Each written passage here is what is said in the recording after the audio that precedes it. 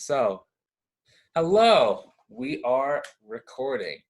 So, my name is Bryce Tubbs. With me, I have Sobiya Jawaid. She is a transformational life and business coach who helps professionals that feel, held back to overcome their challenges in their life. She has a great story, and I cannot wait to share it with you guys. Is there anything else that you'd like me to add to your introduction? Yes, Bryce. Before all that, I'm a mum. So I think that's the most important responsibility I have. And then after that, I'm a life coach and so on and so forth. So thank you for that, Bryce. Nice. What was life like before you got into coaching? Life was, I would say, not as exciting. I don't think I was growing and developing as much as I have since I've embarked upon the coaching arena. And I just, I, I, I think I was just not developing as much as I am now. So things were steady, and now things are exciting. I'm meeting so many interesting people. I'm able to share my values so much more and have much more of a profound impact on other people since I've started this journey of coaching and personal development and running my own business. Okay. What were you doing before? I think before you were talking about you had a prior career that helped you like be really good at what you're doing now, right? I was a teacher before. So before I started my business, I was a as people would be aware, a secondary school science teacher or a high school teacher, and that's what I was doing part time. I was also, and I am also a mum. So that was quite important to me and is important to me. So I was working as a teacher, and I was also at home with my daughter as well. So I was managing both. Okay. Was being a teacher for the time that you're doing it, does that really help prepare you to be working with coaching clients? I think as a teacher, you acquire many skills. So the skills of interacting with people, empathy, touching lives, changing mindsets, that comes quite naturally as a good teacher.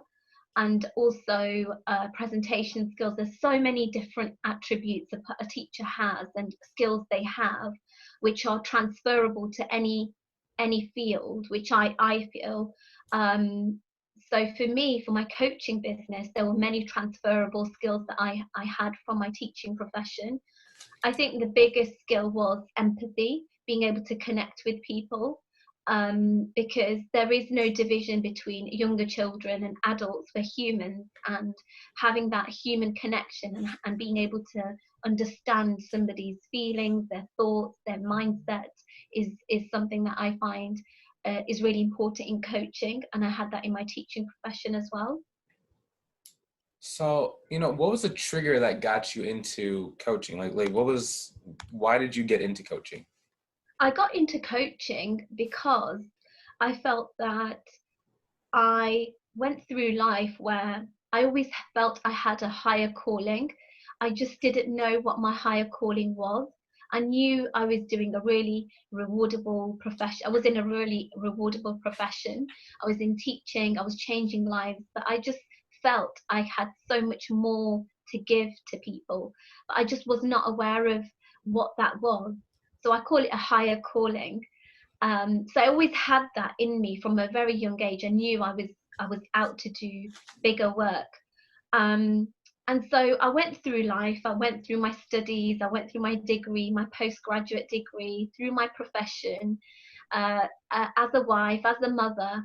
And then there were a few circumstances, some unfortunate circumstances I had to deal with, where um, it made me reflect upon myself, upon what I wanted out of my own life, not what family or society or culture expected of me, but what I wanted from my own life.